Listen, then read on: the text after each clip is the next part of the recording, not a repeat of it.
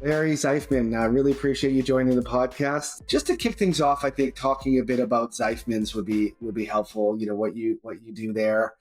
You've been there for a couple of years, I think. So yeah, give us a bit on that. So the history is like this. Zeifmans was founded actually by my dad about 65 years. This year we're celebrating our 65th anniversary. Today we're really a full service accounting firm.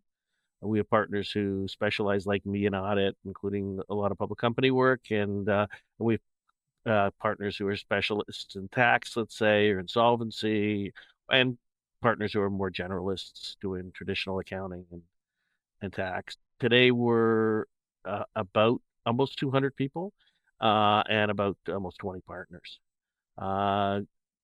We feel that we're right in the sweet spot where we can service virtually any company in the entrepreneurial space. But we only do things that we know how to do well, and we'll bring in experts if they're things that we need outside expertise in. And we really strive to build relationships. I would say we're really a relationship accounting firm. So we have clients who've been clients of the firm almost from the day the firm started, or large clients going back 50 plus years. I joined the firm. I was at EY for a few years after I graduated, and joined the firm after I got an offer I couldn't refuse. And I've been able to use the audit experience that I got at EY in the Zeifmans practice over those years.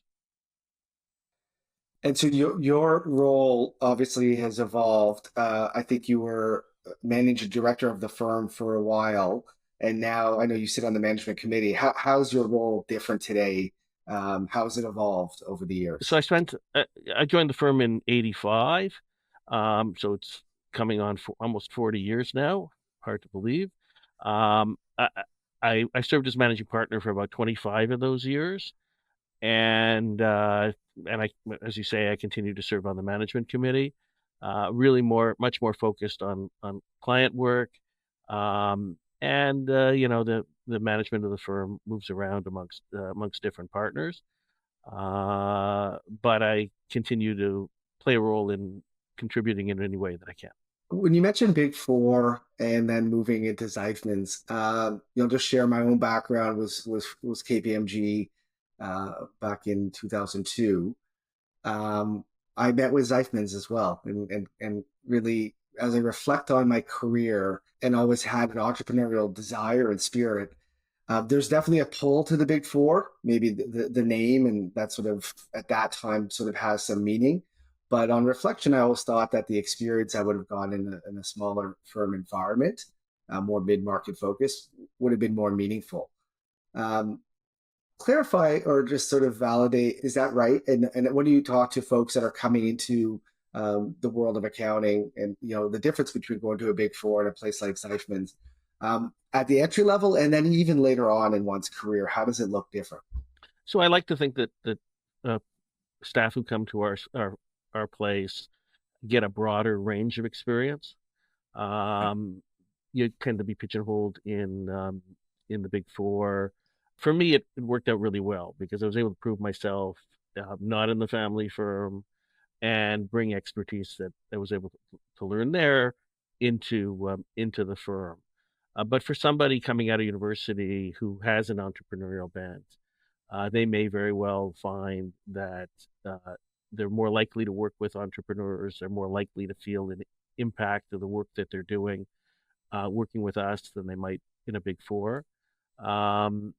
But I think all the firms provide, contribute to the business environment and provide opportunities for growth. Pretty well validates, I think, what I had thought. You never have regrets, but I was probably exposed to a few balance sheet sections over my first couple of years, lots of photocopying. I suspect that would have been a broader experience had I, been in a smaller firm environment. So what are you focused on these days? Last time we spoke, I know cannabis had, whether that's still a huge part of it, but certainly psychedelics had come up. Yeah, what do you focus on these days? Is it those industries primarily? Me personally, I'm still doing a fair bit of financial services, as I always have been, but the growth areas in the last few years were certainly cannabis, psychedelics, other emerging industries. Cannabis has certainly reduced a little bit as the hard times in space have impacted firms. So we've seen that a little bit. The opportunities for a mid-sized firm like ours in the emerging industry space on the audit side are huge, and we're constantly being approached to take on audits with the regulatory creep that's happening at both ends. The big four are largely exiting the entrepreneurial emerging industry space, and the smaller firms are, as a result of regulation and the activity of CPAB and the like, are finding it harder and harder often to stay in the space. And there's not that many firms left in the middle who can pick up the slack. And are the firms primarily, or the clients primarily, obviously on the public side, there's a need for audits. Leading up to them, would you say those that are doing financing require sort of some attestation? That's when you sort of get to know them early on, and then on that sort of path to public. So what does that split look like for you? So my practice is almost entirely audit.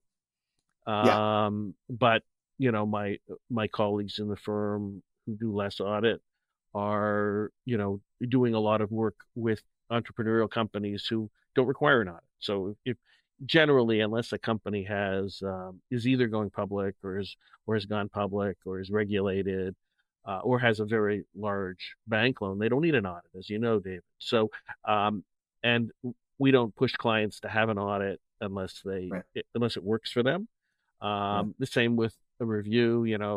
They may be getting to the point where it's important for them to produce financials that are meaningful, either because they have minority shareholders or because they have, uh, uh, you know, not overly large but significant bank loans, um, or they have longer term plans that would require proper financial reporting. So then we'll suggest they move to a review. But my end of the practice is almost all audit, and it's almost all companies who are intended to go public. And so, speaking of that, just from a market perspective, what are you seeing now? Um, I guess IPOs or listings have been far and few between. It's probably quite a few that are thinking about it and have been hunkering down. So how do you see the market today as far as that's concerned? So we're from my perspective in the emerging industry space, the last 2 or 3 years have been pretty lean. The market was booming a few years ago, especially at the beginning of COVID. And it's just been harder and harder for so many of these companies to raise any money. And that's created all sorts of problems.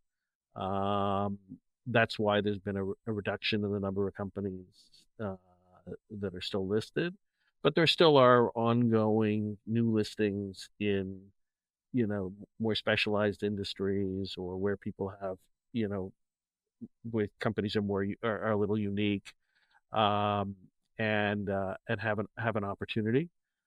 So there still is a considerable amount of activity on the audit side, especially, as I said, with the regulatory changes, um, where there's all sorts of new client opportunity. And some companies are continuing to grow despite the difficulty raising money, but there's no question it's been rough for so many of the companies in the industry, uh, in the emerging industry space, to raise it. So has that been the number one sort of issue on the minds of your clients and sort of the conversations you have? Uh, access to capital uh, and how to sort of manage, throughout that journey. Well, the biggest rule in business is never run out of money, right? So certainly managing cash resources has been a major focus. When companies are having difficulty managing cash, and they have to find new ways of raising money. Often friends they're going back to friends and family in order to just cover short-term needs, and everybody's sort of hoping that the market's going to open up, and it does occasionally open up for specific situations. But unless a company has a unique situation, they're finding it difficult to raise from true third parties. And what about the M&A side of things? Is that a path that you point to for those that may have challenges on their own, or in general where things are going well and there's strategic opportunities to conduct M&A on either side of that? Is that something that you spend quite a bit of time on? It really isn't these days because with our audit clients, we can't be doing any M&A work at all, except advising, not even advising, but addressing audit implications of strategic transactions. But the independence rules prevent us from really advising our clients at all.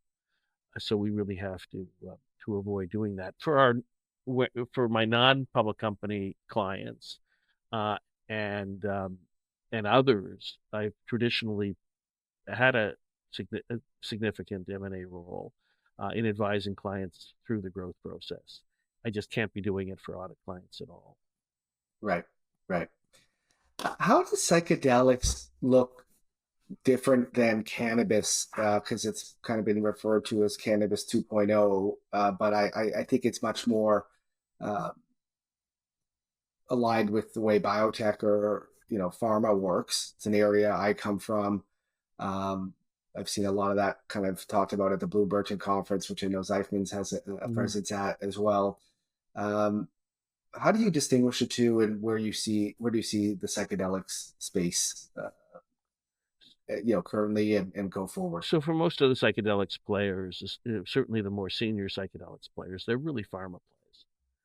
Right, right, They really are, but they're sort of junior pharma plays because they're still very only in the development stage, all pre-revenue.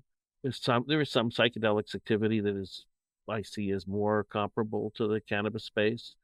Some of the small clinics and the psychedelic shops and stuff like that. We're not doing much of that at all. So our clients in the psychedelic space tend to be more on the pharma side. yeah, And certainly with the downturn in the cannabis side, they are very much distinguishing themselves.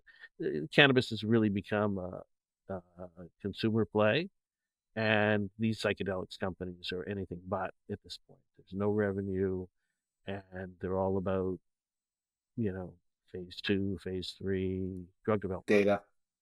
Yeah, yeah, and more of a sophisticated investor base, and so the need to communicate with a different audience, getting in front of, or are they primarily U.S. investors you're seeing in that space? So the investor base tends to be more sophisticated, but the investor base has moved all over the place on both the cannabis side and the psychedelic side. But of late, the ones in the psychedelic side that I've seen that have been able to raise money, it's been much more been on the U.S. because it is tends to be a more sophisticated investor base that's very pharma oriented.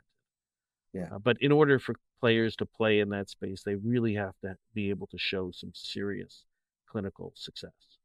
Some of them have, right. and but there's been also all sorts of activity in general on the psychedelic side, whether it's regulatory or clinical or just general cultural attitudes that have transformed that space a bit. So it's a moving. It really has been a moving target over the last couple of years. Larry, you talked about the regulatory. You mentioned that a few times, and I think you mentioned CPAB. Where are we in that? Uh, what are some of those sort of top level regulatory shifts that have really changed the game over recent years? Well, CPAP's been at it for about 20 years now. Yeah, And over the years, they started by just in general improving the quality of audits of reporting issuers anyway. And then they got to the point where they were really, uh, I would say they took it to a new level. And they got to the point where they were really, second guessing so many of the decisions that auditors are making and really were putting auditors on their toes. And of late, they've moved to a different phase, which is really looking to be calling out firms. And these are not just firms who are doing weak audits, and they're basically eliminating them from the reporting issuer space and often having major implications for the firm's stability. But they're also just calling out other activity of the firms, including the Big Four, one of whom got called out because some of the students were cheating on an exam. And that's not an indication that there was an audit that wasn't done properly. It's really looking at um, specifics in how the firm is operating, a big focus on dates in files, making sure there was no backdating in files, and looking at the culture of the audit firm. Um, Almost appearing as though they were just looking to catch people. And I'm all for audit quality. And I think that it's really important that the marketplace be able to rely on an audit and that the audit firms are providing a proper service for the fees that they're charging. Some of the issues at this point are that there's been such a narrowing of the number of firms that are offering services that it's become difficult for public companies to find a new auditor. And sometimes because their auditor has been delisted or sanctioned or told that they can't keep an audits in this particular industry and the like. And they're having a tough time finding audits. The cost of audits has gone up quite a bit because the audit firm basically has to completely ensure the strength of their audit to the point where their every file, is immune to any criticism from CPAB, and not just immune to criticism that they didn't do a proper audit, but immune to criticism that the dates in their file all line up. As I say, the date of the audit report tying into the date of the letter of rep and stuff like that. Now, I understand that the handbook provides guidance on when those dates have to be, but I'm not sure that these things are really in any way contributing to audit failure. And in fact, in virtually none of these cases is CPAB demonstrating that there's been an accounting error or there's been an audit failure. And yet there's been a fair bit of criticism of the firms, and they've often been sanctioned over some of these things. I mean, an example, is the Big Four, the Big Four sanctions, where there was no audit failure by any means, and the penalties were, $1 million or thereabouts. I mean, these are big penalties. Again, I respect CPAB, and I'm all for their proper regulation of the audit space, but I fear that more competition will be better for the client and for the public company space. I fear for the escalation in the cost of audits and what that does to the entrepreneurial company out there that can't get an audit done, for less than about $100,000. Should they not increase competition, which to date, the actions they've taken, you're saying, have really narrowed the field. I think it's two So, things. I think it's that they've narrowed the field, so there is inadequate competition. Two, we all know everybody's been dealing with resource problems. And three, firms have to be so meticulous in their work on things that are not representing audit failure because nobody wants to get sanctioned. Now, as I say, I completely agree that we have to take whatever steps we can to avoid accounting errors or audit failure. But the idea that we're going to completely de-risk the reporting issuer audit process, that may be possible. The question is the cost worth it? Would we be better off leaving some risk, accepting some risk, but keeping the cost of the audit more manageable? It's a matter that could be debated, but the debate isn't happening. And instead, the cost has risen considerably. There isn't anybody talking about it. Usually, we're dealing with companies where the investment decision by the shareholder is not being made in any way based on the financial statements and based on the audit. So does it really make sense that a small public company should have to spend upwards of $100,000 plus to get their audit done when this is not really relevant to the company's success or failure, to the investor's decision, and it's just drastically increasing the cost of small companies remaining public. It's a matter that I believe that the regulators, the stock exchanges, um, the investor public, and to some extent governments should be weighing in on. But instead, it's really being left to the regulators to make these decisions and to continue to ramp up their expectations and demands on the auditors. Yeah, that's insightful. It seems like they might need to have a bit more of an accountability or an eye on, the impact on things like innovation and productivity, those downstream impacts. Because Yeah, just being, I mean, being perfect is at an expense, and so there's got to be some cost benefit. that's right. That's right. Again, I'm not taking anything away from the regulators and their role. I think that there should be a greater public discussion of this. That if somebody tracked these things, I suspect that they would find that the audit of a public company, um, the cost of that is probably doubled in the last few years. Not because the firms are gouging anybody, but because there's less firms, there's less resources, and there's more demands being made on the firm. And the firm's only option is to ramp up their work to avoid sanction, to avoid public criticism, and the like. That has cost. That has a severe cost. Other trade associations or like who would be positioned to, go to bat and to push back on that. Businesses themselves don't want to bear that cost. Who can come together? Who makes sense to come together to push Well, back? it can't be the auditors Right. because it'll be seen as self-serving. Yeah. Push it back on Um, their own regulator. that's right. Yeah. I mean, me even having this conversation with you could be Yeah. misinterpreted. Right. But um, and again, I'm not taking anything away from the regulators.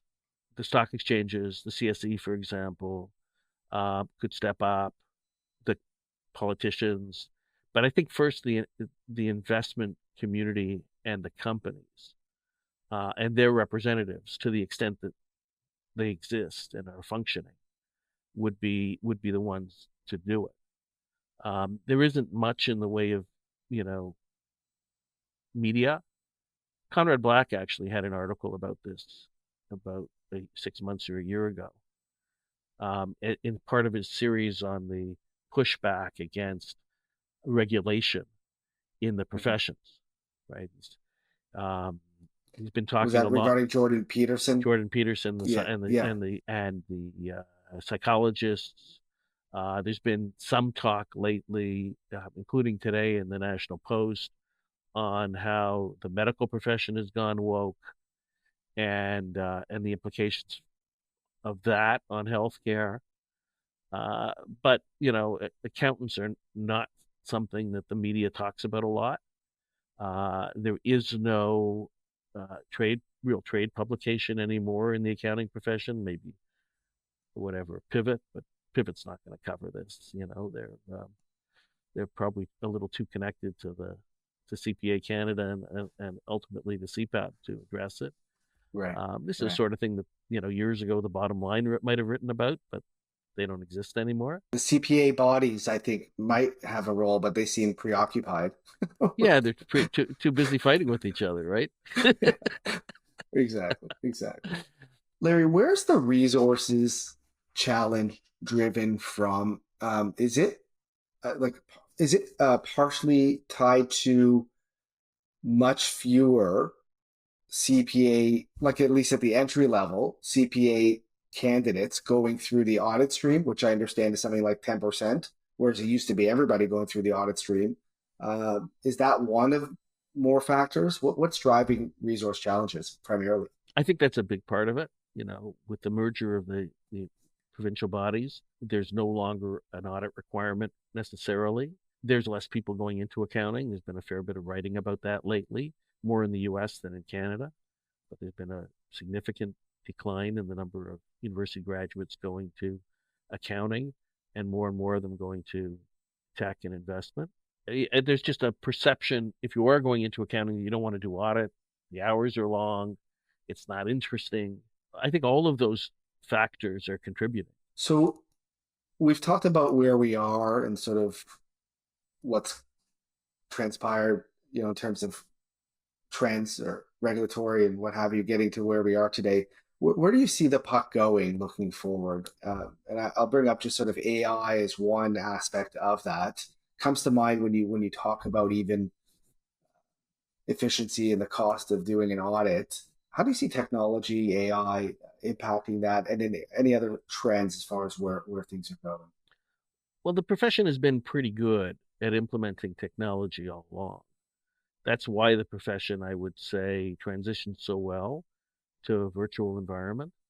That was entirely an indication of how strong the firms were, almost all of us were technologically, that we were able to pivot in a matter of minutes to working virtually.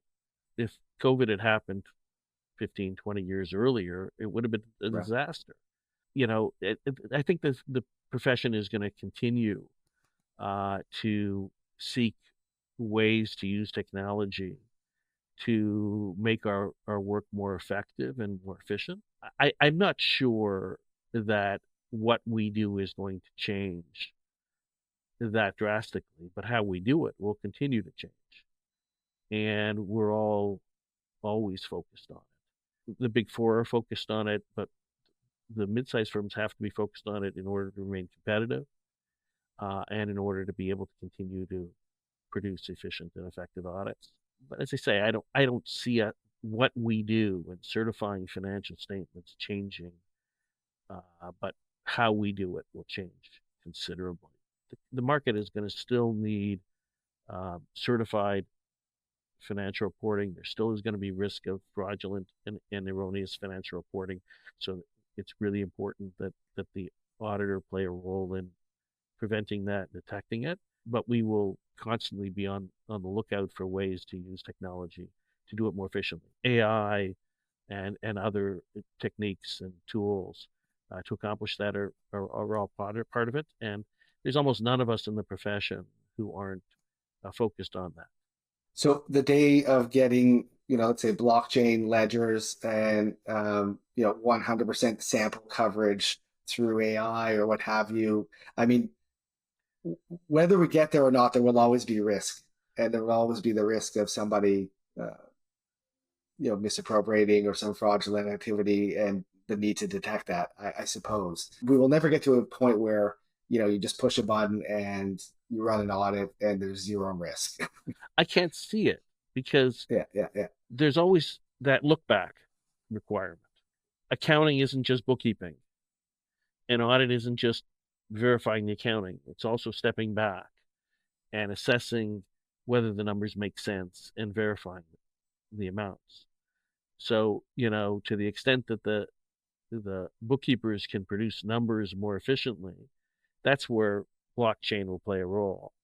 But how those transactions are actually accounted for and how they're evaluated and they're audited, those are independent structures and Right. functions.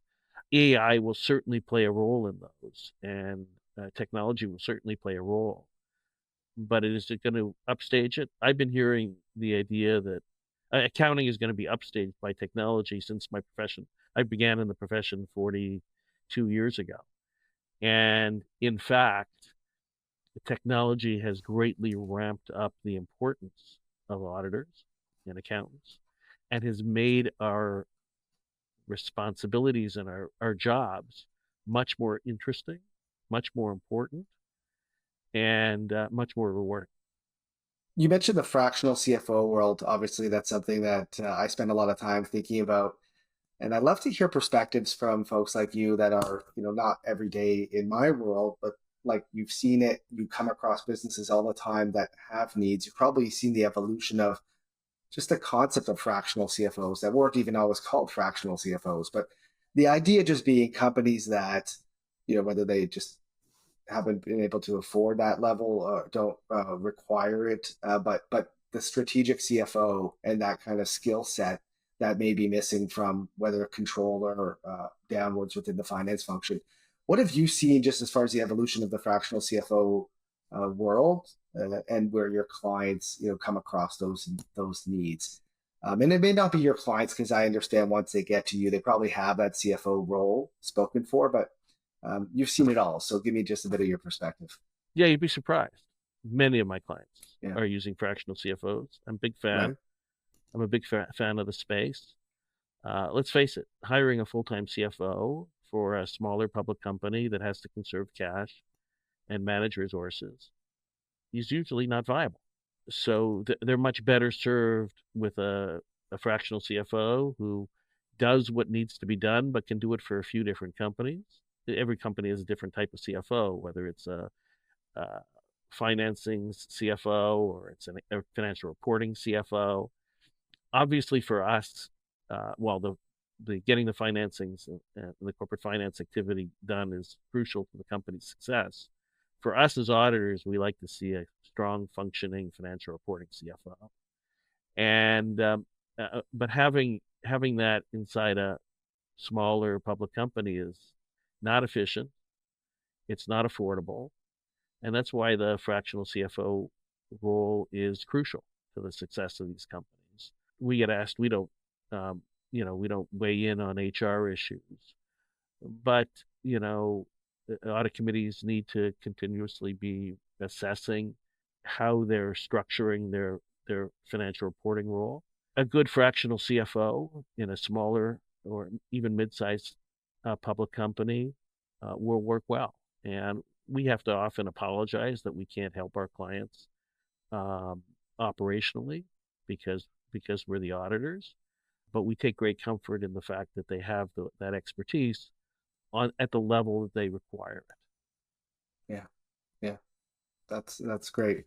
You remind me of it wasn't a CFO hire, it was a controller hire, but one of my best hires. I was CFO in a startup scale up venture backed environment, and we were going public. So getting our books ready, from private GAAP to IFRS, which is a big change. We hired our auditors. We were looking to hire a controller, and the auditors had given me an example of how my financials should look. And the company name on those financials rang a bell. And I realized that somebody who was applying for the role had come from that company. So I called the audit partner and she said, yes, 100%, you should hire him. I said, yes. And it was the best hire, So talk about de-risking a hire. But yeah, the auditors, while they may not weigh in on HR issues, that was a really great source of validation for the type of person I needed to run the financial reporting. I mean, it's good they gave you the answer, but they weren't really being fair to the client that guy was working for, right? Oh, he was not there Oh, anymore. okay. I'm sorry. I didn't poach him. Thanks for clarifying. That would have been awkward. No, he was no longer there. So it was a historic example. So I mentioned pucks, and I'm looking at your hat, and I know you've had this involvement. I mentioned where the puck is going, I should say. And then now that I see your hat, talk a bit about that involvement with the Senators and the world of hockey. How do you get into that? And just pretty cool. And then maybe more broadly, community involvement that I know you've done, and you're up to quite a few things. Would be great to hear. So way back 30 plus years ago, a client who remains a client was looking to invest in a small business and asked me to do due diligence on the company. The small business was a predecessor to BioVale. And when you did due diligence on that company, you met Eugene Melnick. I met Eugene, must be close to about 35 years ago. and we hit it off. And he remained a friend, and we do some work here and there. Did some M&A work for him over the years, including on the actual acquisition of BioVale. And we stayed in touch. And then when Eugene got sick back about 8-9 years ago, and he got the liver transplant. But first, he almost didn't get a liver transplant. We almost lost him. We really connected, and after he had been sick, he realized he needed to bolster his executive team um, with outsiders who could advise him, and he bolstered the board of the Ottawa Senators. And I started doing more and more work for Eugene, and he added me to the board of the Ottawa Senators. For the next few years, he was still the driving shareholder, the owner, calling the shots, but he would always involve us in the process and the decisions, and seek our input, but he was still calling the shots. And then, 2.5 years ago, tragically, Eugene died. There we were, 3 independent directors, holding the reins of one of only 32 hockey teams in the NHL. We had the GM calling us to approve trades. We had, you name it, every major decision needed to get bounced off. Every major decision that Eugene would have signed off on, we had to. Eugene had made me an alternate governor of the NHL, and that was all interesting. But now we need to decide, what are we going to do with the team? We set out to do 2 things: to steady the team and position it for strong hockey success, which we did the best we could. And then, in consultation with the beneficiaries, his daughters and others, we came to the conclusion that we had to sell the team. And we engaged probably the best M&A, for sure the best sports M&A team, and we felt quite confident and comfortable with them.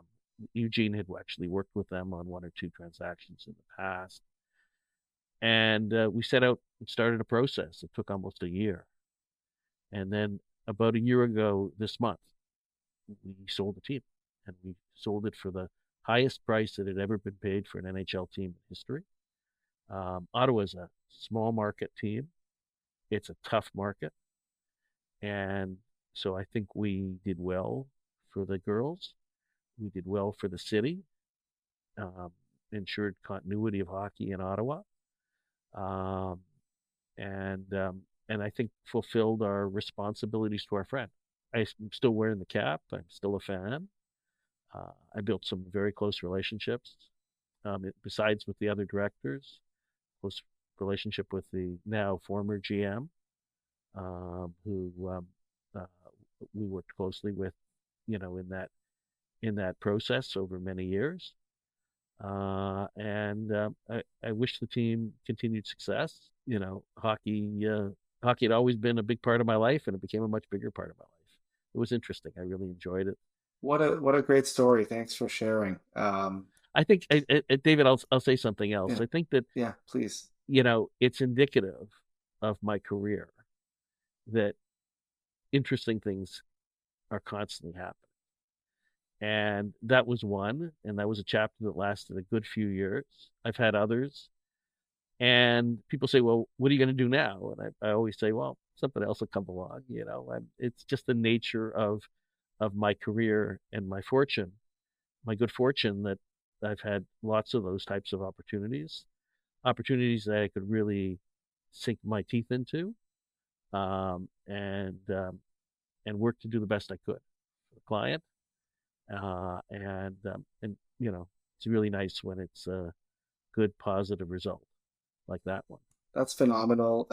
Great advice. And I was going to ask you about some sort of wisdom and advice based on your career. I think you just shared it in that I'll story. add one more. I mean, there's so many. David, I'll add one more Yeah, thing. please do. Every one of those opportunities came about as a small opportunity that I jumped at.